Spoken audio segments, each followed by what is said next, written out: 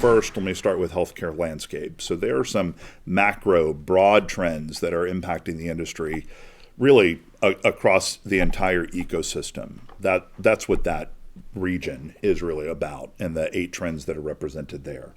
Influence on the presidential election. The one seed there, you said it best. It's unmistakable that we are in a year of such an interesting presidential election.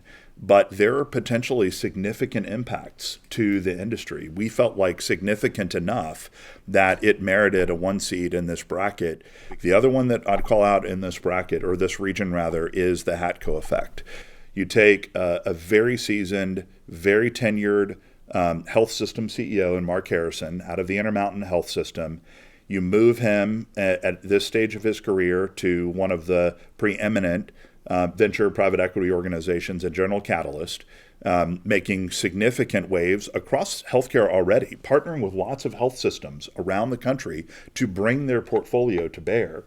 And they join forces with an announcement that they're going to acquire, they're going to establish a new company, Hatco, and they're going to acquire a health system. And lo and behold, they officially announced that with a letter of intent signed that they're going to take the large safety net health system in Metro Cleveland, outside of Metro Cleveland in Akron, the Summa Health System, and they're going to acquire them, and they're going to push a different brand of healthcare. At least that's the way that they're thinking about it. But certainly questions remain around that. First of all, will they accomplish it? Will the state attorney general, will the FTC, will they allow for it to go through?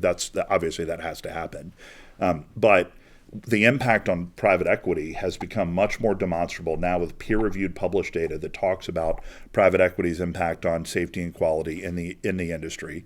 But you have a former health system CEO, kind of a been there, done that, but now coming back to the table in a new way. That was interesting. I'd be remiss in the healthcare landscape to not think about and recognize this notion of the GLP-1 influence. Mm-hmm. I think those drugs, as they become approved for obesity and not just for diabetes, will put pressure on employers. Will certainly have a large addressable market. Will add expense in the short run for everyone, insurers, employers. I think, though, it'll be interesting to see what the offsets are. Mm-hmm. There's no doubt that downstream hypertension, hyperlipidemia, diabetes becomes more manageable, and the drug spend there starts to go away. And so the shifting of dollars away from generics largely into the brand world, it will have impacts for pharmacies like ours. So I think so although it's an 8 seed, and I know it's going to go up against a really formidable opponent in round 1, is just a really interesting thing to think about in healthcare. Yeah, I don't want to give away any spoilers, but I definitely think again this year no 1 seed is safe. You may be strong seeds in here that I'll just say, as much as we might want them to, I think they may struggle in 24.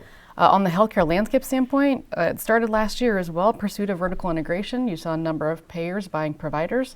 I think you're going to see it the other direction now. You're going to see providers starting to go into the payer realm, greater and greater partnerships around that space, and being able to need to do that to sort of just sustain growth, sustain relevance in the market, and not get pressure from the payer side.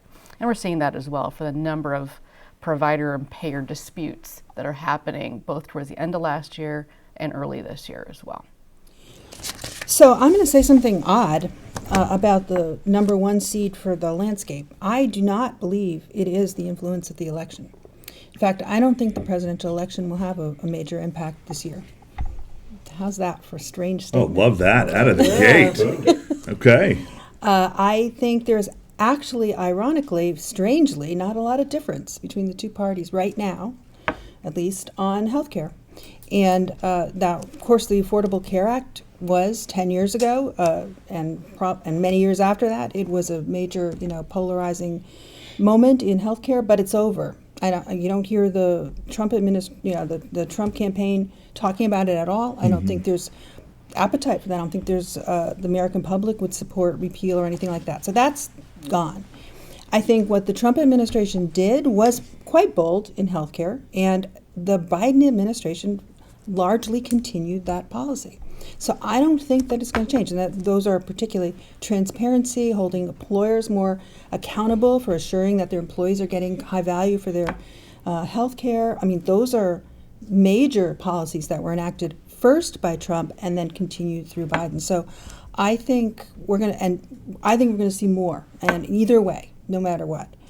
So I do think that in the area of landscape, I actually think GLP-1 also, even though I work in the delivery and the industry kind of space, but I think the GLP-1s, not just because they may change the downstream effects of people's overall health status. I think that's a great point, David. That is definitely a huge issue.